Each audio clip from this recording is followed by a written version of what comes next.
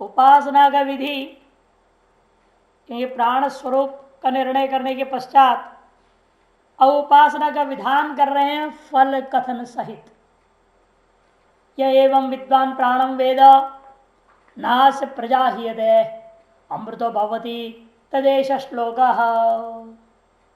जो विद्वान पुरुष इन पूर्वोक्त विशेषणों से युक्त प्राण को इस प्रकार से जानता है, उपासना करता है, अहंग्रह उपासना पर मैं एतादृश प्राण ही हूं, ऐसा जो उपासना करता है उसको दो प्रकार के फल मिलेंगे, लौकिक फल और पारलौकिक, दृष्ट और अदृष्ट फल।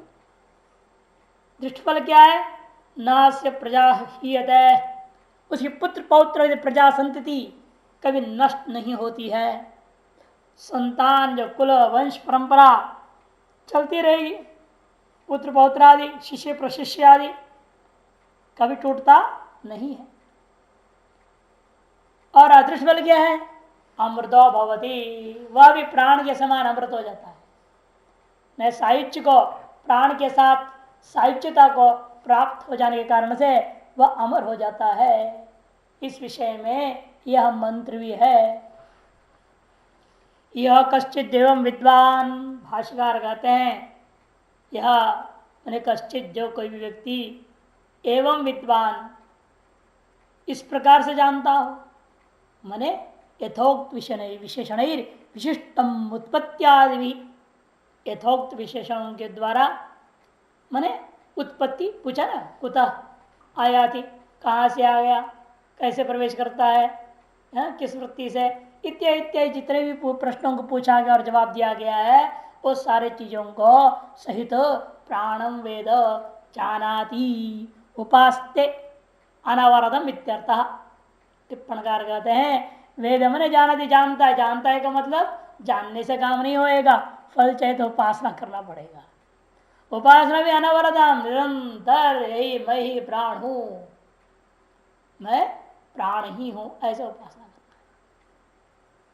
तस्य इदम फलम ऐहिकम आमुष्मिकंच उच्यते है।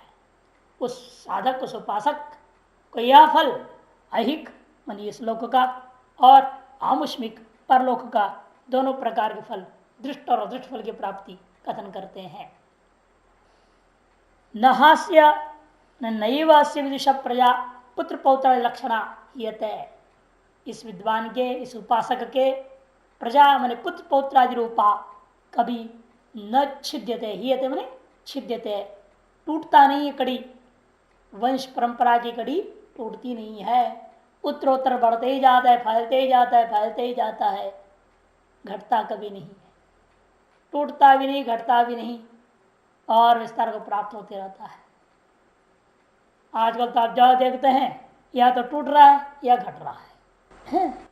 पहले हम दो हमारे 8 हमारे 10 हुआ करते थे और घट गया ना, हम दो हमारे 4, फिर हम दो हमारे 2 और हम दो हमारे 1, और अब हम 2 ही बस, 1 भी नहीं रह गया, घटते ही जा रहे। जब एक परिवार ऐसे वो पति पत्नी हुए और पत्नी नहीं चाहती संतान, बड़ा मुश्किल, अब पति चाहता है, बाप बार बार के तुम बनना नहीं चाहती है, अंत में डाइवर्स ही हो गए दोनों, उस दूसरे को पकड़ ली, जो बिल्कुल तैयार है कि हम आनंद लेते रहेंगे किंतु जो है बच्चा पैदा नहीं करेंगे, ऐसे व्यक्ति को उस औरत ने ढूंढ ली। दुनिया ऐसी है, हम दो हम मिट जाए, आगे कुछ ना रहे, हमारे 1 भी नहीं, आधा भी नहीं, कुछ नहीं। क्या संसार है। ऐसा प्राणोपासक कभी नहीं रहे होंगे, इसलिए उनकी बुद्धि ऐसी हो जाती है। जब प्राणोपासक रहा है उसका कभी ऐसा बुद्धि हो नहीं सकती, वो तो और विस्तार ही करेगा, उसका वंश तो बढ़ते ही रहता है। पतितेज शरीर है, और शरीर मरने के बाद क्या होगा इस प्राणोपासक का? प्राण सायुज्यतया अमृतो अमर धर्मा भवति, प्राण के साथ वो एकीभूत हो जाता है, इसे प्राण अमर धर्मा है, अतः ये भी अमर धर्मा हो जाता है। सब मर जाते हैं ना, सारी इंद्रियां नष्ट हो जाती है, सब कुछ, लेकिन प्राण तो जिंदा रहता है। प्राणी यहां से वहां जाता है, एक शरीर से दूसरा शरीर, है ना, इसलिए तो प्राण अमरण धर्म है वो तादृश धर्म वाला वह उपासक भी हो जाता है। तदेतस्मिन् अर्थे संक्षेप विधायक एष श्लोको मंत्र भवति। इस विषय में संक्षेप से कथन करने वाला यह मंत्र भी विद्यमान है। अब तक इस प्रश्न में जो कुछ भी कहा गया, इन सारी चीजों का आनंदगिरी बहुत सुंदर संग्रह किए हैं। देखिए, उत्पत्त्यादि यथोक्त विशेषण विशिष्टम। उत्पत्त्यादि यथोक्त विशेषण, विशिष्ट का मतलब क्या समझना। आत्मन प्राणो जायते, पहला प्रश्न का जवाब था, आत्मा से प्राण उत्पन्न होता है। दूसरा, मनकृदाभ्याम धर्माधर्माभ्याम शरण गृहणादि, मनकृत संकल्प धर्माधर्मानुरूप संकल्प को लेकर के वह शरीर में प्रवेश करता है। तीसरा, आत्मान पंचदैवज्य, अपने आप को 5 बड़े विभक्त करके शरीर में प्रतिष्ठित होता है। पायु और उपस्थि और अपानम, पायु और उपस्थ के माध्यम से स्थानों में अपान वायु बन करके, और अपने निज स्वरूप से प्राण संज्ञा को प्राप्त कर चक्षु श्रोत्र में, नाभव समानम, और नाभि देश में समान नाम से, और नाड़ी समूह में व्यान नाम से, और उदाहरण नाम से सुषुम्ना स्थापित हो जाता है, प्रतिष्ठित होता है। और केन उत्क्रमति, उदान उत्क्रामति, उदान के द्वारा ही वह उत्क्रमण करता है। और किम बाह्यम किम अध्यात्म, उसको भी संग्रह करे। बाह्य ही प्राण अपान समान व्यान उदान अनुग्रह कई, प्राण अपान समान व्यान और उदान के अनुग्रह क्रम से कौन दे, आदित्य, पृथ्वी देवता, अग्नि, आकाश, वायु और तेजो रूप ही अधिदेवम, ये अधिदेव हो गया। और आदित्य अधिदेवम आदित्यादिगम, आदित्यादिकृत अनुग्रही अध्यात्म, और इन आदित्यादि के से अनुग्रहित हुए अध्यात्म में कौन है, चक्षु, वाक, श्रोत्र, मन, त्वक, चक्षुरादिग्राह्यम अधिभूतंच, चक्षु, वाणी, श्रोत्र, मन, त्वक, ये हो गया अध्यात्म। और इनके द्वारा ग्राह्य जो पदार्थ है, चक्षु से ग्राह्य रूप है, वाक से शब्द बोलना, श्रोत्र से शब्द ग्रहण करना, मन संकल्प विकल्प, त्वक से स्पर्श, ये सारी चीज क्या है, अधिभूतंच धारयति। इन सब को इस प्रकार से बाह्य अधिदैव, अध्यात्म और अधिभूत के रूप में यही प्राण धारण किया हुआ है। सैव, और जाता कैसे है, सैव उदान वृत्तिया भोक्तायुक्तो भोक्तारम लोकारंतरम नयति, वही उदान वृत्ति के माध्यम से भोक्ता से युक्त होकर इस भोक्ता को लोकांतर की ओर भी ले जाता है। सैव च वरिष्ठ प्रजापति रत्ता चैत्यवम प्राणम वेद, वही वरिष्ठ है, वही प्रजापति है, वही अत्ता है, ऐसे जो प्राण को जानता है। 4 नंबर टिप्पण, अहं ग्रहण इत्योदयम, वो भी कैसे, अहम ग्रहण, ये अहं ग्रहण उपासते, नहीं तो सायुज्य से अन्य अनुपत्ति है। नहीं तो सायुज्य रूपी जो फल बताया वो नहीं हो सकता, कि फल से भावना अनुसारित्व, कि फल हमेशा भावना के अनुसार हुआ करता है। जैसा आपने भावना की उसी अनुसार फल मिलेगी। प्रतीक उपासना है, अंग्र उपासना है, संपद उपासना है, भावना अलग अलग तरीके की जाती है, फल भी अलग अलग हो जाता है। इसे यहाँ सायुज्य कथन हुआ, इसका मतलब जरूरी है अंग्र उपासना होनी चाहिए। आम एतर्ष प्राण एवं, ऐसा उपासना करना पड़ेगा। ये जो फल कथन है, इदं तो कामिना आंधिरी, यह कामी पुरुष के दृष्टिकोण से फल का कथन है। निष्काम से तो चित्त एकाग्रम, निष्काम पुरुष यदि प्राणोपासना करता है उसको क्या फल मिलेगा, चित्त की एकाग्रता। तच्छुद्धि द्वारा मुख्य में अमृतत्व होगी, और इस तरह से अंतर्गुण शुद्धि के द्वारा ज्ञान उत्पत्ति होगा। ज्ञान के माध्यम से मुख्य अमृतत्व ने साक्षात मोक्ष ही प्राप्त कर सकता है, ऐसा समझना चाहिए। उत्पत्तिम आयतिम स्थानम विभुत्वं चैव पंचदा अध्यात्मं चैव प्राणस्य विद्यायामृतमश्नुते विद्यायामृतमश्नुत इति। प्राण की उत्पत्ति माने परमात्मा से, आत्मा से, ब्रह्म से, और आयतिम माने आगमन, इस शरीर में जो आगमन हुआ, मन का संकल्प धर्माधर्मानुसारेण, मनोकृत धर्माधर्म के अनुसार जो संकल्प है उसके लिए प्रवेश करता है। स्थानम पायुपस्थादि जो उसके स्थान है, पायुपस्थ में अपान है, चक्षुश्रोत्र प्राण है, नाभि में समान है, नाड़ी समूह में व्यान है, सुषुम्ना में उदान है। पंचधा विभुत्तंचैव, पंचधा इस प्रकार से 5 भागों में स्वयं विभक्त होकर के विभिन्न स्थानों में बैठ करके पूरा शरीर में व्यापक हो गया। वो तुमने व्यापक था, पंचवृत्ति भेद के कारण शरीर पूरे में व्यापक हो गया। और अध्यात्म चैव प्राणस्य, और अध्यात्म आदि भी, अध्यात्म अधिभूत अधिदैव, अध्यात्म में 5, अधिभूत में 5, अधिदैव में भी 5, पंचता विभक्त होकर के बन गया है सारी चीजें हो करके विद्यमान इस प्राण का चकार के द्वारा अनुक्त जो आप अधिभूत और अधिदेव वगैरह को ले लेना। अध्यात्म चैव प्राणस्य विज्ञाय अमृतम अश्नुते, आदित्यादि बाह्य चक्षुरादि आध्यात्मिक रूप आदि जो है आदि भौतिक, इन पदार्थों से प्राण के भेद को जानकर साधक अमृत को प्राप्त कर जाता है। अमृतम अश्नुते, ऐसा जानकर विज्ञाय अमृतम अश्नुते, अमृत को प्राप्त करता है। दुरुच्चारण जो हुआ यह प्रश्न की परिसमाप्ति करने के लिए है और कर्मोपासना की समाप्ति के लिए भी। अपर विद्या यहाँ समाप्त हो जाता है। इसके बाद पर विद्या 3 प्रश्नों से, 3 प्रश्न कर्म और अपर विद्या संबंधी मामला है, कर्म और उपासना, जिससे यह प्राणोपासना क्या हुआ, अत्यधिक बड़ा फल क्या है, हिरण्यगर्भ प्राप्ति। इससे बढ़कर कोई है नहीं संसार में फल, सबसे महान फल क्या है संसार में, हिरण्यगर्भ, उसकी प्राप्ति बता दिया। तो इससे और आगे कोई कर्म और उपासना का फल तो रहा नहीं। तो अपर विद्या 3 प्रश्नों से समाप्त हो जाता है। आगे के 3 प्रश्न पर विद्या शुरू होगा, ब्रह्म विद्या, और इसके साधन वगैरह वगैरह बताएंगे। भाष्य कह रहे हैं, उत्पत्तिम परमात्मना प्राणस्य, प्राण का उत्पत्ति क्या है, परमात्मा से, ये जानना। आयतिम मने आगमन मनोकृतिन अस्मिन शरीर है, और इस शरीर में से आगमन जो है मनोकृत धर्माधर्मानुसार संकल्प से। स्थानम स्थिति पायुपस्था स्थानेशु, स्थिति क्या है, स्थान से स्थिति प्रतिष्ठा, कैसे प्रतिष्ठित हुआ हो, पायुपस्थान उपस्थादि स्थानों में अपानादि रूपेण पंचता विभक्त होकर के उपस्थित हो गया। विभुत्वंच स्वाम्यमेव, और उसकी विभुत्व क्या है, उसकी व्यापकता क्या है शरीर में, यही कि उसी वही इसमें मालिक है। जिस दिन चाहे दिन छोड़ दे मकान को, जब तक चाहता बनाए रखिए इस मकान को, उसकी मर्जी है। जैसे आप जिस मकान के मालिक होंगे आपकी मर्जी होती है, जब चाहे उसको छोड़ दीजिए, बेच दीजिए, जो चाहे सो कर लो, आप क्या किराए पे दे दो।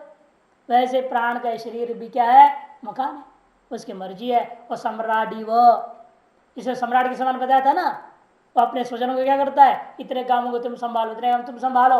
उसके पर क्या कर दिया प्राण ने, अपान व्यान उदान स्मान वगैरह बना के विभिन्न शरीर भागों में बांट करके व्याप्त हो गया। प्राण वृत्ति भेदानाम पंचधा स्थापना, प्राण के वृत्ति भेदों के माध्यम से 5 भाग विभक्त होकर स्थापना करना।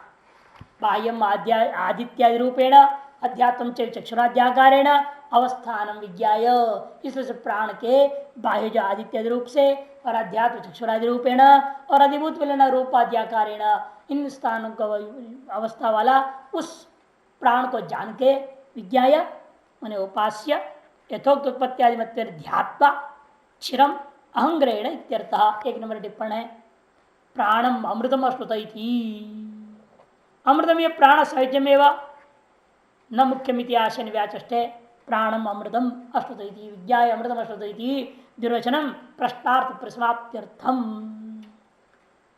ये जो दुर्वचन है प्रश्न के कथित सकल पदार्थों का परिसमाप्ति का द्योतन करने के लिए 2 बार कहा गया है। अब चौथा प्रश्न आरंभ होगा, अतः चतुर्थ प्रश्न, अतः हेनम सौर्यायण गार्ग्य पृच्छ इत्यादि। प्रश्नत्रयेण अपर विद्या गोचरम सर्वं परिसमाप्य, भाष्यकार अवतरण का बड़ा सुंदर दे रहे हैं, साफ साफ कह देते हैं, इन 3 प्रश्नों के द्वारा अपर विद्या कर्म और उपासना ये बता दी गई है। तद विषय जो कुछ भी कहना था सर्वम परिसमाप्य, सब कुछ कथन करके संसारम व्याकृत विषम साध साध लक्षणम अनित्यम समाप्य अथ इदानीं अन्वय होगा। जो कुछ भी कहना मैंने क्या क्या कह दिया, यह संसार संपूर्ण व्याकृत विषय है, साध्य साधन रूपा है और अनित्य है, ये बात कह दिया गया है। अथ इदानीम, अब जो कहने जा रहे हैं आगे के प्रश्नों में क्या है वो, असाध्य साध लक्षणम अप्राणम अमनोगोचरम अतीन्द्रिय विषयम शिवम शांतम अविकृतम अक्षरम सत्यम परा विद्या गम्यम पुरुषाख्यम स बाह्याभ्यंतरम अजम वक्तव्यम इति उत्तरम प्रश्नत्रयम आरभ्यते।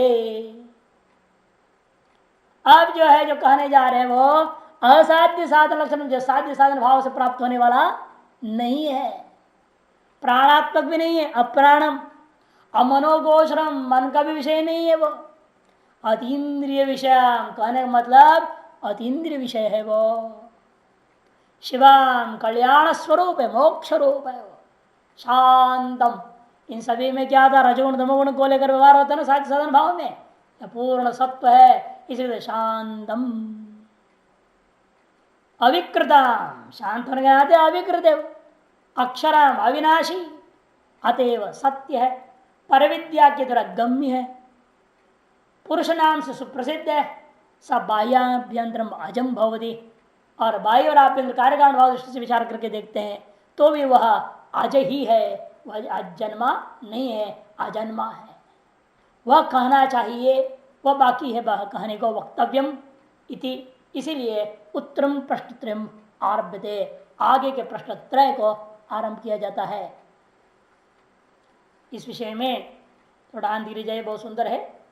एवं कर्म विद्या गति श्रवणेन, कर्म और विद्या मैंने उपासना की गति फल का श्रवण के द्वारा विरक्तस्य, जब जान लिया इसका फल क्या है, संसारी हिरण्यगर्भ ही है और उसका भी आयु खत्म हो जाता है, अनित्य ही है फल सारे के सारे, इसीलिए उससे विरक्त हुआ जो पुरुष है वह प्राण विद्या चित्त एकाग्र्य तच्छुद्धि मतो, तो उसने क्या किया, इसलिए प्राणोपासना कैसे किया, सकाम भाव से नहीं निष्काम भाव से किया, चित्त एकाग्र हुआ, अंतकरण शुद्धि हुई, ऐसे जो पुरुष है अतएव साधन चतुष्टय होतो मुख्याधिकारिण परविद्या उक्त्यर्थम प्रश्न आरभते, इसलिए साधन चतुष्ट संपन्न वह व्यक्ति है, मुख्य अधिकारी है, उसके लिए परविद्या ब्रह्म विद्या का कथन करने के लिए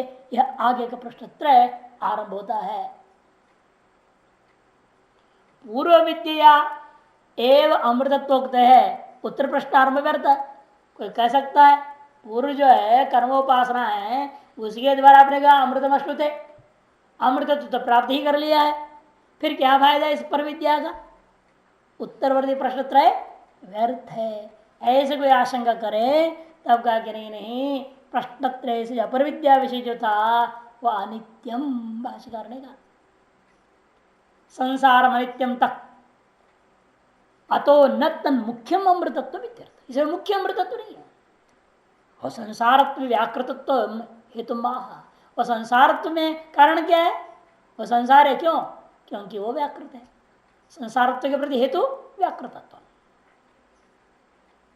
हिरण्य गर्भ पर्यंत फलम संसारम व्याकृतत्वात् हेतु है, व्याकृत विषय में व्याकृत आश्रय तद अंतर्गत इत्यर्थ, व्याकृत आश्रित है अर्थात तद अंतर्गत है, साध्य साधन लक्षणम, साध्य साधन संबंधे लक्ष्यते अभिव्यक्त्यते उत्पद्यते इति, लक्षण का तात्पर्य अभिव्यक्त्यते उत्पद्यते, साध्य साधन भाव से उत्पन्न कर लिया गया है, हाँ जो उत्पन्न है निश्चित रूपेण वह अनित्य होगा। यद्वा ऐसा व्याख्या कर सकते हैं, तो इसको अपर ब्रह्मण प्राणस्य, प्राण से क्या लेना सीधा, अपर ब्रह्म हिरण्यगर्भ, साध्य साधनो भयात्मक, वही साध्य रूपा भी है वही साधनात्मक भी है, प्राण रूपेण वो साधन हो गया आपकी उपासना में, और फल रूपेण वो साध्य भी है, साध्य साधन उभयात्मकत्वाद्वा, तथा इसलिए उसको कह दिया साध्य साधन लक्षण उभयात्मक है, वो हिरण्यगर्भ ही साधन है और हिरण्यगर्भ ही साध्य, प्राण रूपेण साधन है और फल रूपेण वो साध्य। तस्मात् अनित्यम इततोपि संसारतम, इस कारण से भी वह संसार है। इसलिए वह तब व्याकृत विषयत्व को हेतु नहीं बना करके अनित्यत्व बना देंगे। साध्य पक्ष कोटि में चला जाए ना, तब साध्य साधनात्मकम आत्म को हिरण्यगर्भ, ये पक्ष हो गया। साध्य साधनात्मक हिरण्यगर्भ पर्यंत फल, ये पक्ष हो गया। वह संसार है, क्यों? अनित्यत्वात्। और वक्षमाण आत्मा तो न तथा, वक्षमाण आत्मा तो ऐसा नहीं है, असाध्य साधन लक्षण रूपा है। वह स्वयं न साध्य है न साधन है। आत्मा न साध्य है, आत्मा न तो साधन है। और हिरण्यगर्भ क्या था? साधन उभयात्मक था। और आत्मा कैसा है? साध्य साधन उभय में से कोई भी रूपा नहीं है। क्यों? अतीन्द्रिय विषय हेतु दे दिया, क्योंकि जो है वह प्राणात्मक भी नहीं है, मन का विषय भी नहीं है, किंतु अतीन्द्रिय विषय है। वो अतीन्द्रिय विषय, इंद्रिय विषयत्व अतिक्रांत यदि अव्याकृतम अकार्य मित्यर्थ, कहने का मतलब अव्याकृत अकार्य। क्या हेतु है? अप्राणम, प्राण अगोचरत्व। क्योंकि जो कुछ भी कार्य आपने देखा स्तुति में क्या था? जो कुछ भी कार्य संसार में सब कुछ प्राण का ही कार्य है। और प्राणात्मक न होने से, प्राण का विषय न होने के कारण से तदात्मक कर्मेंद्रिय अगोचरत्व, इस कर्मेंद्रियों का भी विषय नहीं वो। मनोगोचरत्व न ज्ञानेन्द्रिय गोचरत्व मुक्तम, और मन का अविषय होने के नाते कहने का उसमें तात्पर्य हो गया कि ज्ञानेन्द्रियों का भी वो अविषय है। ठीक है, जो सकल अविषय फिर तो अभाव रूप है, शून्य है, वो जड़ है वो। नहीं, शिवम सुख स्वरूपम कल्याण रूपम इत्यर्थ। निवृत्त अनर्थत्व आह, कल्याण रूप हो लेकिन फिर भी उसको कुछ अनर्थ छिपा रहे तो क्या फायदा? सुख रूप होता अभी दुखानुषंगी सुख हो तो व्यर्थ ही है वो। तब कहते नहीं, ऐसा नहीं है। शांतम निवृत्त अनर्थत्व आह, सगल अनर्थ निवृत्त हो चुका है वहां, शांत विशेषण दिया। तत्र भाव विकार रहितत्व हेतु माह, वैसे शिव और शांत क्यों है? क्योंकि अविकृतत्वात् हेतु में, अविकृत हेतु परक है। आत्मा शिवंच शांतंच भवति, कथम? अविकृतत्वात् हेतु हो गया। अनेन उत्पत्ति परिणाम वृद्धयो निषिद्धाः, इसे उत्पत्ति परिणाम वृद्धि ये सब भी निषेध हो गया, समझना। अक्षरमिति अपक्षय विनाशो निषिद्ध, और अक्षरम से अपक्ष और विनाश, इस पूरे षट भाव विकारों का निषेध हो गया। उत्पत्ति निषेध है ना, तदनंतर भावी अस्तित्व भी निषिद्धम भवति। उत्पत्ति निषेध से ही अस्तित्व का भी निषेध समझ लेना चाहिए। जो उत्पन्न ही नहीं हुआ वह अस्तित्व से क्या कहेंगे? कार्य के विषय में कालत्रेपि एक रूपम इत्यर्थ। सत्याम, सत्य मने त्रिकाल अबाधितत्व सत्यत्व, अर्थात कालत्रय में भी एक स्वरूप वाला रहता है वो, यह इसका तात्पर्य। पर विद्यागम्या अतः परा यया तदक्षरम अधिगम्यते, ऐसे मुंडकोपनिषद में कहेंगे शुरू में ही। उसके आधार पर कह दिया पर विद्या गम्य आत्मा है। दिव्यो हेमूर्त पुरुष, ये भी मुंडकोपनिषद का मंत्र है। उसके आधार पर वो आत्मा को पुरुष नाम से कहा जाता है, पुरुषाख्यम। कथम पुरुषब्दोदितम पूर्ण पूर्णत्व बाह्याभ्यंतर वस्तु भेदात। अतः आह, कोई कह सकता है कथम पुरुषब्दोदितम पूर्णत्व, पूर्णत्व पुरुष शब्द से पूर्णत्व कैसे माना जा सकता है? कि बाह्याभ्यंतरस्तु भेदात, बाह्य और आभ्यंतरस्तु को लेकर भेद है उसमें। यद बाह्यम न तदाभ्यंतरम यच्चाभ्यंतर न तद बाह्यम विरोधात तथा च आत्मनो बाह्यत्वेन आभ्यंतरत्वम आभ्यंतरत्वे तो न स्यात् बाह्यत्वम इति कथम पूर्णत्वम इति भाव। एक नंबर टिप्पणी में समझाया इस बात को, ये कैसा पूर्ण हो सकता है? क्योंकि बाह्य आभ्यंतर वस्तु परस्पर विरुद्ध हुआ करते हैं। जो बाह्य होता है वह आभ्यंतर नहीं, जो आभ्यंतर होता है वो बाह्य नहीं हो सकता। अतः पूर्ण कहां से हो जाएगा ये? तब जवाब कहते नहीं, स बाह्याभ्यंतरम अजम कह दिया। सएव बाह्य आभ्यंतर आत्मा का तद व्यतिरेकण तदुभयम नास्ति इत्यर्थ। कहने आत्मा को निकाल दो, न बाह्य रह जाता है न आभ्यंतर रह जाता है। बाह्य आभ्यंतर सारी कल्पना आत्मा को ही लेकर के आत्माधिष्ठान में ही है। अतः आत्मा को छोड़ देंगे तो कुछ नहीं टिकेंगे। अतएव वह आत्मा बाह्याभ्यंतर कल्पनाओं का अधिष्ठान ही है। इतनी सारी बातों को ध्यान में रखते हुए ऐसा तत्व को कथन करने के लिए आगे प्रश्न त्रय आरंभ होता है। यद्यपि पंचम प्रश्न अपर विद्या विषय एवं आंतरिकार कह रहे हैं, यद्यपि पांचवा प्रश्न अपर विद्या संबंधी लगता है प्रणवोपासना विषयता, क्योंकि वहां प्रणवोपासना अकार मात्रा से ये लोग फल मिलता है, उकार मात्रा से प्रलोक फल मिलता है, तो उपासना ही तो हुआ। उपासना अपर विद्या हो गई, हो तो ब्रह्म विद्या कहा रहेगा। यद्यपि ऐसा है, लेकिन वह किंचित जो चर्चा है उपासना का प्रणव को लेकर के, वह भी इस बात को बताने के लिए प्रणव का तीनों मात्रा को उपासना करने वाला मोक्ष को प्राप्त करता। पहले एक मात्रा, दो मात्रा, तीसरा मात्र, फिर त्रिमात्रेण ओंकारेण अभिध्यायित ऐसे बोल दिया है। इसलिए तथापि है, तथापि जो है तस्य क्रमुक्ति फलत्वेन, वह क्रमुक्ति को फलत्वेन निर्विशेष आत्मनि एव सविशेष प्राप्ति द्वारा पर्यवसानात् सोपि पर विषय, क्योंकि निर्विशेष आत्मा में ही सविशेष ब्रह्म प्राप्ति द्वारा वह मोक्ष पद में पहुंच जाएगा। पहुंचेगा तो निर्विशेष में ही, लेकिन थोड़ा लंबा गाड़ी में चढ़ गया है, वो क्रम मुक्ति मार्ग में जा रहा है, यहाँ से वो प्राप्त करे सविशेष ब्रह्म को, और सविशेष ब्रह्म प्राप्ति के द्वारा निर्विशेष ब्रह्म की प्राप्ति करेगा वो। इसलिए परिवसान तो अंत में निर्विशेष में होना ही है, अतएव उसको भी परिवेशक ही माना जाएगा।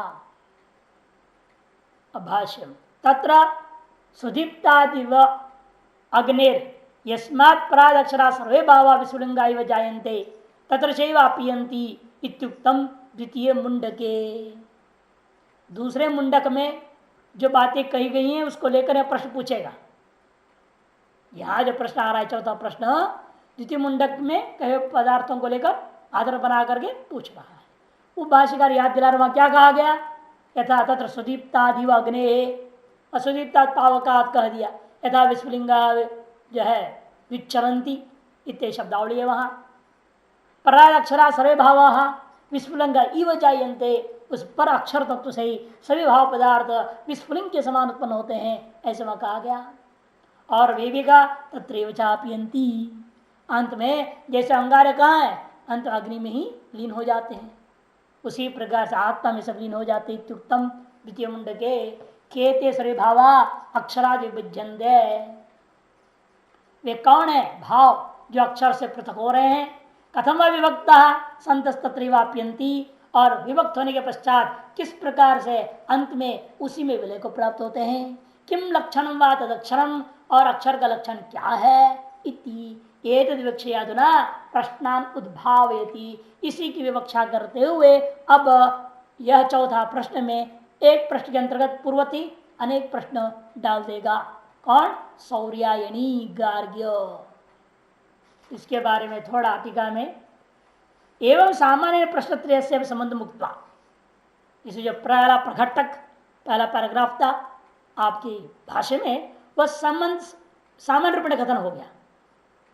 पहले तीन प्रश्नों का उत्तर भी तीन प्रश्नों के साथ संबंध सामान्य कथन कर दिया, और अब संबंध मुक्ता चौथे प्रश्न में प्रातिस्विक संबंध, चौथे प्रश्न का जो सर्वसामान्य संबंध प्रातिस्विक संबंध है, जो एक विशिष्ट असाधारण संबंध, सामान्य संबंध के बाद अभी असाधारण संबंध जो विशेष संबंध है वो कथन करने के लिए आरंभ किया। इसका विशेष संबंध किसके साथ है, दूसरे मुंडक के साथ। मुंडक उपनिषद का दूसरे मुंडक में जो कहा गया है उसके साथ इस चौथे प्रश्न का विशेष संबंध है। यस्मादित्य से किम लक्षणम वा तदक्षरम इति तच्छब्देन अन्वयः उक्तम यथा सुदीप्तात् पावकात् विस्फुलिंगा सहस्रश प्रभवन्ते स्वरूपाः तथा अक्षरात् विविधा सौम्य भावाः प्रजायन्ते तत्र चैवापयन्ति इति। ये मंत्र पूरा दे दिया इन्होंने, टीका है पूरा मंत्र दे दिया। सुदीप्तात् पावकात्, खूब तेज आग जल रहा है, उससे ऐसे अंगारे हजारों की संख्या में उड़ उड़कर चारों तरफ बिखर जाते हैं, उसी प्रकार से इस अक्षर तत्व से विविध प्रकार के भाव पदार्थ है सौम्य उत्पन्न होते हैं, और अंत में ठंडा जैसे आग हो जाता है ना, सारे वो चिंगारियां क्या है ठंडे होकर के स्वस्वरूप अग्नि तत्व में लीन हो जाते हैं, और क्या रह जाता है वह कोयला, उसी प्रकार से यहां पर भी ये सब अपने असली स्वरूप में लीन हो जाएंगे। इति मंत्र न मंत्र से जो कहा गया उसको यहाँ चौथे प्रश्न में पूछा जा रहा है। एक विवक्षया मंत्रोक्तार्थ विस्तार अनुवादित्वाद अस्य ब्राह्मणस्य, मंत्रोक्त अर्थ का ही विस्तार करने के लिए अनुवाद यह प्रश्न चौथा में किया जा रहा है। हमेशा ब्राह्मण भाग में ऐसे ही होता है, मंत्र भाग में कहा हुआ बात को थोड़ा सा टुकड़ा लिया जाता है, उसका विस्तार ब्राह्मण भाग में समझाया जाता है। अत्र अक्षर स्वरूप से विवक्षितता, क्योंकि यहां हमें सीधे अक्षर स्वरूप का निश्चय कर देना है। निर्णयार्थम कहानी स्वपंथी इत्यादि प्रश्न जागृतादिना धर्म विशेष निर्धारणार्थ, कहानी स्वप्न इत्यादि प्रश्न जो है जागृत स्वप्न सुषुप्ति आदि को लेकर धर्मी विशेष जो जीवात्मा है उसका जो असली स्वरूप अक्षरत्व है उसका निर्धारण करने के लिए 14 प्रश्न आरंभ हुआ है। अन्यथा तेषा आत्मधर्मत्व शंखायाम तन निर्विशेषत्व निर्णय सिद्ध है, यदि उनके अंदर आत्मधर्मत्व की शंकाएं ना होवे तो उनका निर्विशेषत्व में निर्णय करना भी संभव नहीं रह जाएगा। भावानाम सर्व विभाग आदि विवक्षा तो ताह पुनः पुनर्उदयतः प्रचलती दृष्टांत बलात्, क्योंकि इन भाव पदार्थों का इन जीवों का स्वरूप से विभाग होने की जो कथन किया जा रहा है इस विवक्षा से कि पुनः पुनः उदय होता है और जो अपना व्यवहार करता है और वापस लय होता है, दृष्टांत के बल से सिद्ध करना चाहते यत्र एक ही भाव, जिसमें एक ही भाव को प्राप्त हो रहे तत्व विभाग निर्गमनम इति अक्षर एक ही भूतानाम पृथिव्यादि कार्यकरणानाम अक्षरादि भाग प्रतीते है तावन मात्रेण भाष्ये उक्ता इति दृष्टव्यम, क्योंकि एक ही भाव जिसे प्राप्त हो रहे हैं उसी से विभाग को प्राप्त किया, उसी निर्गमन हुआ। अंत उस अक्षर में ही एक ही भूतवा पृथ्वी कार्य करणानाम सारी चीजों का उस अक्षर से भी जो विभाग की प्रतीति हो रही है उत्तरे मात्र को लेकर भाष्यकार ने कहा उक्ता, मुंडक में कहा हुआ है जो उसको हम यहाँ अनुवाद करके विस्तार करने जा रहे हैं। सौर्यायनी गार्गी ने एक प्रश्न के अंतर्गत चौथा प्रश्न में ये 5 प्रश्न छिपे पड़े हैं, 5 है। पहले मंत्र देख लो, बाद उसकी का में जाएंगे। अतः हेनम सौर्यायनी गार्ग्य पप्रच्छ भगवन् नेतस्मिन् पुरुषे कानि स्वपन्ति कान्यस्मिन् जागृति कतरेश देव स्वप्नान् पश्यति कस्यचित् सुखं भवति कस्मिन्नु सर्वे संप्रतिष्ठिता भवन्ति इति। 5 सूर्य का पोता गर्गोत्र उत्पन्न गार्ग्य नाम से प्रसिद्ध वह शिष्य एनम पिपलादम, ये पिपलाद नाम का आचार्य से अतः पूर्वोक्त वैधर्मी के प्रश्न के अनंतर पप्रच्छ पूछा किलह निश्चय रूपेण, क्या पूछा?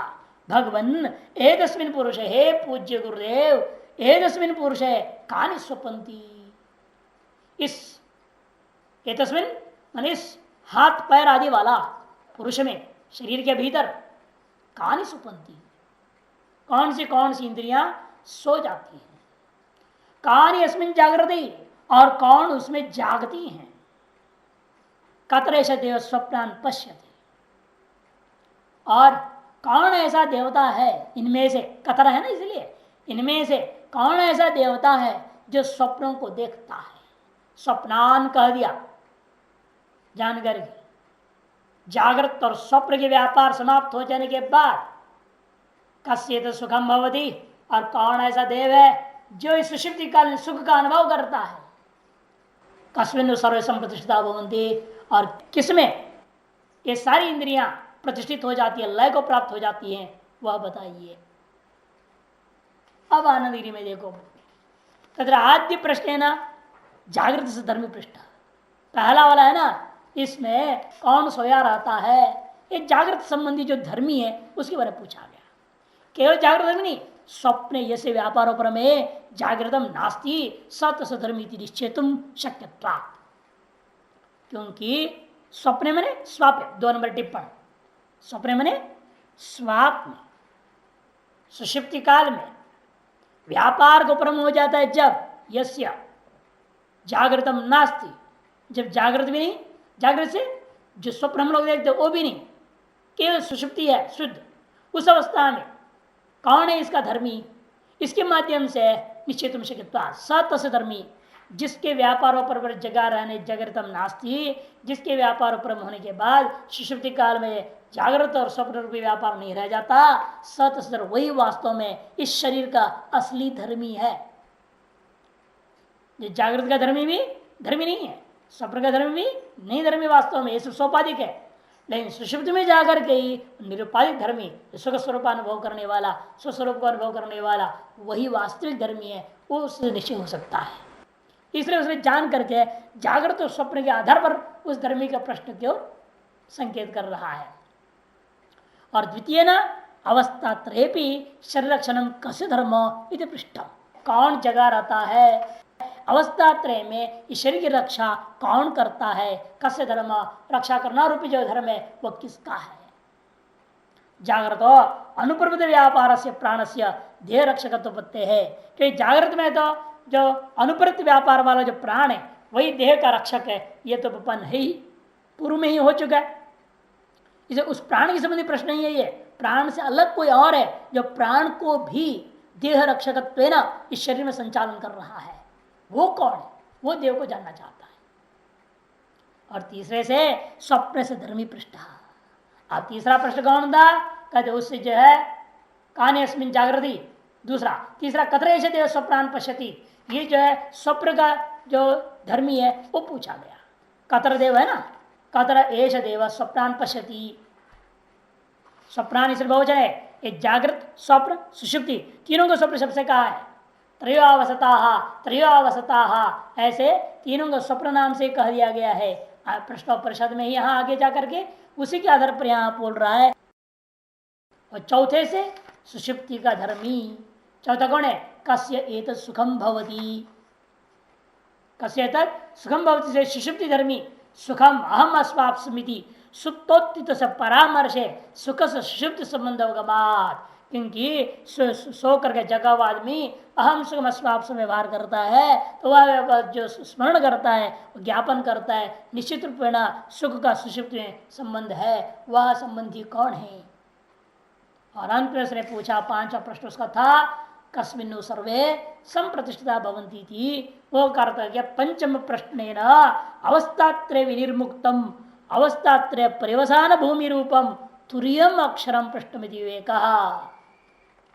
अवस्थात्रय से रहित, अवस्थात्रय है विभिन्न प्रकार का परिवसान भूमि रूपम, अवस्थात्रय परिवसान भूमि रूपम, अवस्थात्रय की समाप्ति होने का जो अवधि रूपा आधारभूता जो तत्व है, जहां ये सारे के सारे अपना समाप्त हो जाते, विलय हो जाते हैं, उस तुरीय तत्व जो अक्षर तत्व है उसके संबंधी प्रश्न समझना चाहिए। ऐसा इन पांच प्रश्नों का अर्थ को ग्रहण करना है।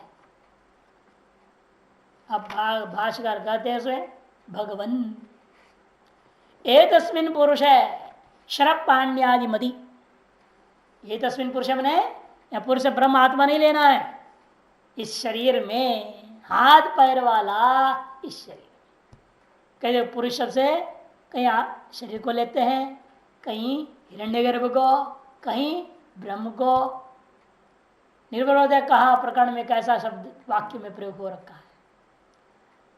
कानि कर्णानि स्वपंति स्वापम कुर्वन्ति, सिर पैर वाले इस पुरुष में कौन सी इंद्रियां स्वाप करती हैं, मने सोती हैं, अर्थात क्या है, स्व व्यापाराद उपरमंत है, अर्थात कितनी इंद्रियां हैं, कौन सी इंद्रियां हैं जो अपनी अपनी व्यापार करना छोड़ देती हैं जब आप सो जाते हैं।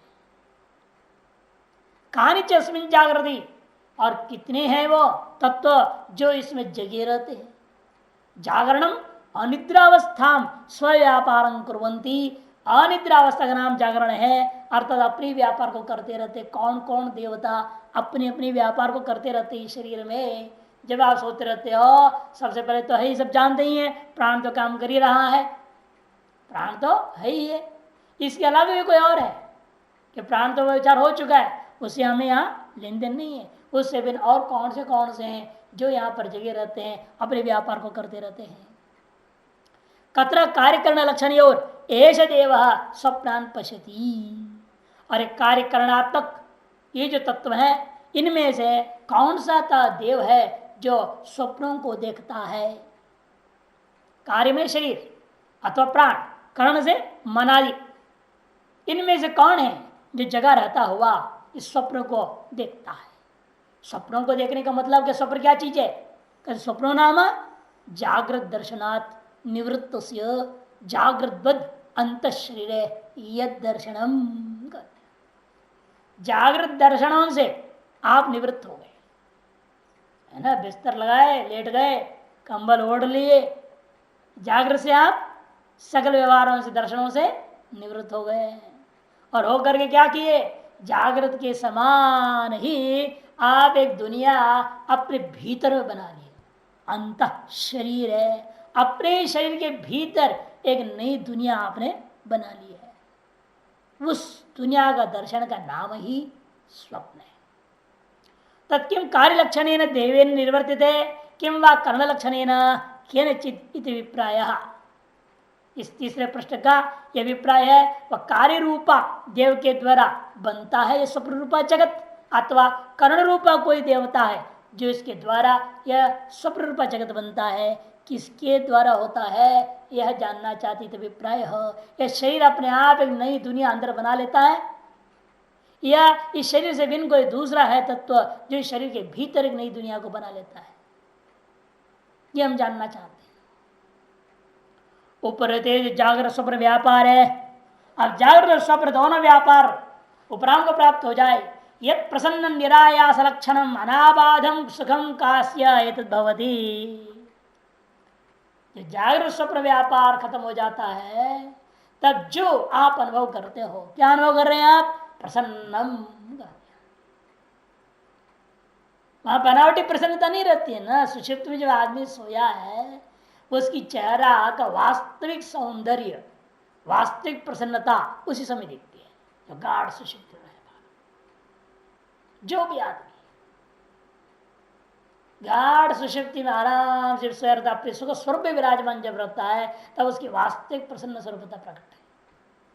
और बाकी टाइम ही कर मुस्कुराते बैठा रहेगा झूठा है और प्रसन्न चेहरा दिखाते रहेगा, वो अंदर से आग लगी हुई है, तो क्या फायदा है? पता थोड़ी चलता है। इसलिए तो वो जो सुषुप्त अवस्था में है जो प्रसन्नता है वो कैसा है? प्रसन्नता निरायास लक्षणम, कोई आयास के द्वारा, कोई प्रयत्न के द्वारा बनाया हुआ नहीं है। निरायास लक्षणम, निरायासेन विक्षेप अभाव मात्रेण। आयास में क्या है? विक्षेप है। निरायास मतलब विक्षेप के अभाव मात्र से जो लक्षित होता है, अभिव्यक्त होता है, निर्वात में स्थापित दीप के आलोक के समान, उसको कहते हैं जो प्रसन्नता। निर्वात प्रदेश में दीप का आलोक कैसा होता है? दीपक हिलता नहीं, हिलता नहीं तो बिल्कुल साफ प्रकाश करता है। हिलते रहेगा तो प्रकाश में भी गड़बड़ाएगा, है ये नहीं? इसे निर्वात प्रदेशस्थ स्थापित दीप के प्रकाश के समान जो प्रसन्नता है उसको कहते हैं निरायास लक्षणम प्रसन्नम। क्योंकि विषय संपर्क कालुष्य रहित है। जैसे हवा की झोंक से रहित दीप, उसी प्रकार से विषय प्रकाशन का काल संपर्क का कालुष्यता से रहित है उस समय प्रसन्नता। इसीलिए ऐसा जो आत्मस्वरूप उसी को लेना पड़ेगा। अनाबाधम माने विनाश रहितम। बाकी सारा सुख कैसा है? जागृतकालीन सुख भी, स्वप्नकालीन सुख भी, है कि नहीं? जो भी सुख होते हैं वो सब दुख युक्त है और ये बाधा से युक्त है। ये अनाबाधम, यह बाधा से रहित है।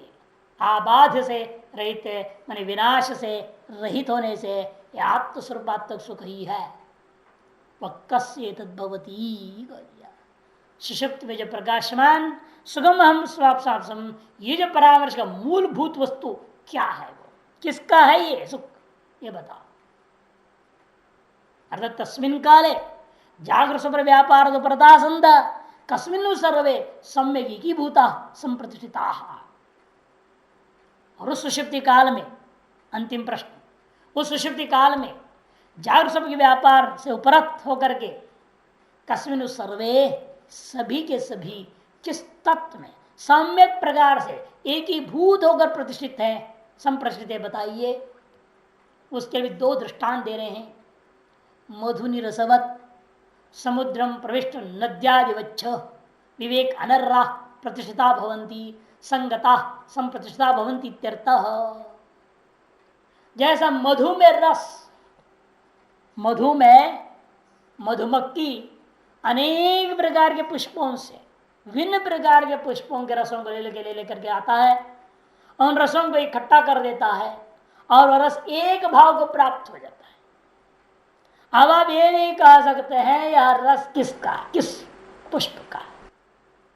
आजकल तो बना लेते हैं आप, गुलाब वाटिका बना लिया, गुलाब वाटिका के बीच में आपने रख दिया डिब्बे और उसमें मधुमक्खियों ने अपनी छाता बनाए, उससे जो होगा वो गुलाब ही, उसका सुगंध भी होगा, स्वाद भी गुलाब की होगी उस शहद में। ऐसे एक बार एक ने हमको जो लाके दिया नीम का शहद, नीम का। महात्मा मेरठ में रहते हैं, वो काम उनका यही है, वहां बहुत प्रचार करते रहते हैं इसके बारे में, मधुमक्खियों का। उन्हें एक नीम के पेड़ों का बीच में लगा दिया मधुमक्खी के डिब्बे, और उनको कहाँ जाना है उन्होंने, वो मधुमक्खी जा उड़े और नीम के फूल से रस उठा के डाला उन्होंने उसमें।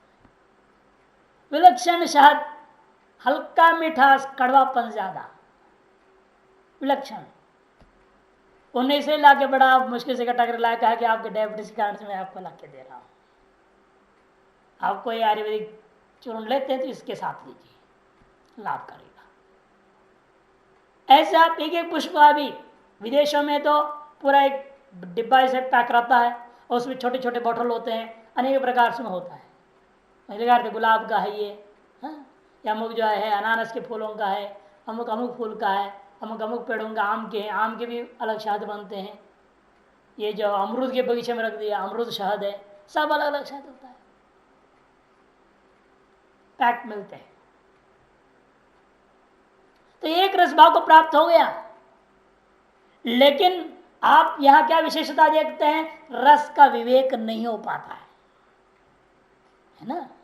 सामान्य मधु में क्या होता है, आप निश्चय नहीं कर सकते हैं ये गुलाब पुष्प का है कि कटहल पुष्प का है, किस पुष्प का लाके डाला हुआ है इसमें रस, यह आप विवेक नहीं कर पाते हैं। इन सभी प्रकार के फूलों का रस व नाना पुष्प का रस मधु में एक ही भाव को प्राप्त हो जाता है। जैसे यह दृष्टांत के विवेक का भाव मात्र से है, दृष्टांत को इतने समझना है, वह रसों के आप अमुक पुष्प का है ऐसा विवेक नहीं कर सकते हैं, इतने मात्र में दृष्टांत लेना है। ये नहीं समझना आप आत्मा भी ऐसे ही सब जगह ला ला कर इकट्ठा कर दिया, आत्मा ऐसा इकट्ठा करने वाला है ना, आत्मा कोई चीज है कि कहीं से इकट्ठा करके हृदय में ला के रख लिया है। हृदय पे मधुमक्खी छाता है, उसमें पूरे शरीर से इधर से आत्मा ला ला करके इकट्ठा कर दिया जाता है। वो दृष्टांत को सर्वभांश में नहीं घटाने की कोशिश करना है, यहाँ इतने से तात्पर्य है वहां विवेक का अभाव हो जाता है। जैसा वैसे यहां पर भी ये इंद्रियों का विवेक का अभाव है, सारी इंद्रियां वहां लय हो गई ना, सारे तत्व लय हो गए, अब वहां विवेक का अभाव हो गया। सारे भाव यहां तक भी वहां पर प्रधानक में कह दिया, आदमी को आदमी मालूम नहीं रहता, पुरुष को पुरुष को मालूम नहीं मैं पुरुष हूँ, स्त्री को मालूम नहीं मैं स्त्री हूँ, कुत्ता को मालूम नहीं कुत्ता हूँ, है सारा वर्णन है इस प्रकार से प्रधानक में। और फिर जब जगता है तो पुरुष बन के जग जाता है, तब हो मैं पुरुष हूँ बोलता है। जब सोता रहा कहा था पुरुषत्व था, मैं हूं और सुख पूर्वक सोया हूं और मैं कुछ नहीं जानता, इसके अलावा और कुछ भी नहीं हुआ।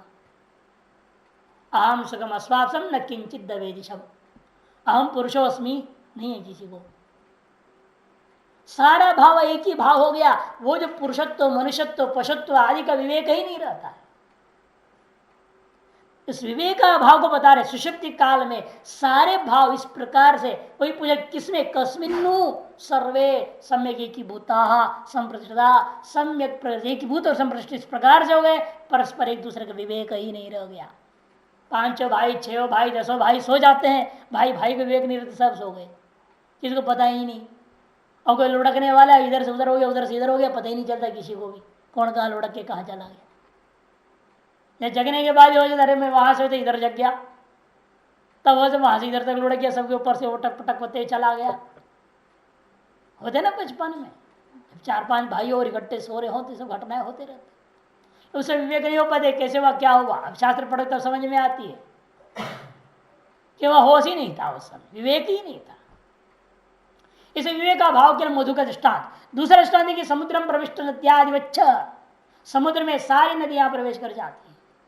यह सर्वात्मन लय का भाव को दिखाने के लिए विवेक अनर्राह प्रतिष्ठिता भवंती, विवेक के अयोग्य होकर के वहां प्रतिष्ठित, विवेक अनर्राह संत पश्चात संप्रष्टिता भवंती, बाद में संप्रष्टित हो जाते हैं। फिर क्या हो जाते हैं, नदियां समुद्र में चली गई, फिर वाष्पादिर पर उड़ गए, बादल बन गए, फिर नदी आदि को प्राप्त हो जाते हैं। इसके लिए नदी का दृष्टांत है। इन मधुमक्खी के रस निकल के वापस मधु पुष्पों में चले जाएंगे क्या? ऐसे नहीं होता ना, उसमें ये वापस लौटते हैं। अभी विवेक का भाव को प्राप्त कर गए, एक ही भाव, फिर वापस अलग अलग हो जाने के दृष्टांत दिया। समुद्र में जैसा नदियां एक ही भूत होकर के वापस तत्व स्वर को प्राप्त हो जाते हैं, उसी प्रकार समस्त जीव सारी चीजें एक ही भाव को प्राप्त होकर फिर अपने अपने गोलकों में लौटती, इंद्रिया वगैरह जीव अपना अपना अलग लौट जाते हैं। उसके नदी का दृष्टांत दिया। इसलिए भाष्यकार कहते हैं विवेक अनर्राह प्रतिष्ठिता भवंती संगता संप्रतिष्ठिता भवंती इत्यर्थः, संगत होते हैं फिर पुनः बाद पश्चात संप्रतिष्ठिता इत्यर्थः। इतने तदात्म भाव प्राप्त्या विलयम गता इत्यर्थः।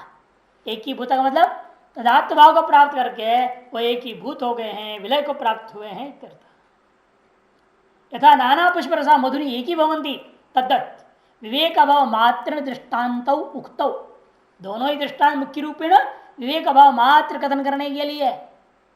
विषमो दृष्टान्तो सर्वदा ही लया तत्र पुनरुत्थानात् प्रकृते तो न तथा जागरे पुनः तथा एव आविर्भावाद इत्याशंक्य विवेक अभाव मात्रेण एते तन्मात्र आशिति यावत्। अथवा तदृष्टान्त मध्वादि व्यक्ति रूपेण एव अवतिष्ठन्ते रसादिति न सर्वदा विलय तत्र प्रकृते तो न व्यक्त अवतिष्ठन्त इस सर्वलय वैषम्याद विवेकाभाव मात्रांश दृष्टान्तो इति भावः। मध्वादि में क्या है, आत्यंतिक लय नहीं है, रस भाव दिख रहा है। नदी में आत्यंतिक लय हो गया, नाम और रूप दोनों खत्म हो जाता है।